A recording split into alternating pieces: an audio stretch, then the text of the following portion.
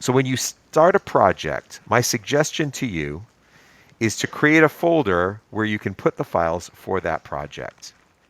So previously, you may have stored your files in the downloads folder, or you may have put it on the desktop.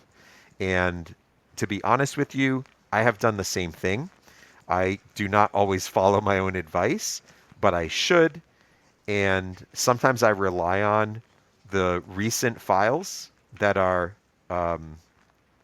that most of our systems support now. They'll tell you, they'll let you open the things that you've recently worked on, and which is it's a time saver, but it can cause problems.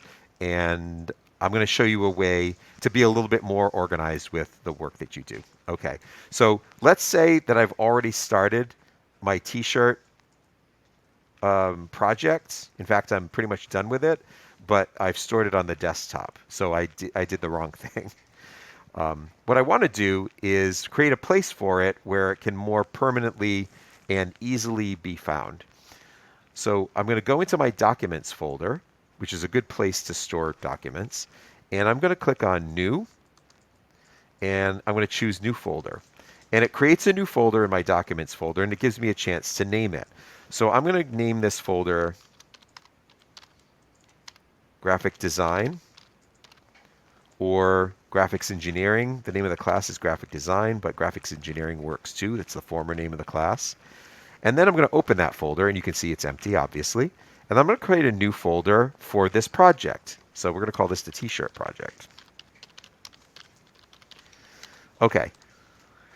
So if I were starting from scratch with Photoshop, here I am with Photoshop. So if I were starting from scratch, just to give you the example, like visually,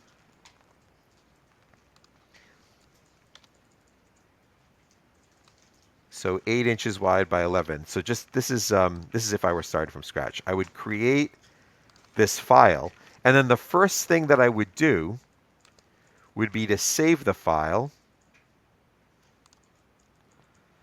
I would find the folder that I created. I would go to Documents, Graphic Design, T-shirt project, and something like T-shirt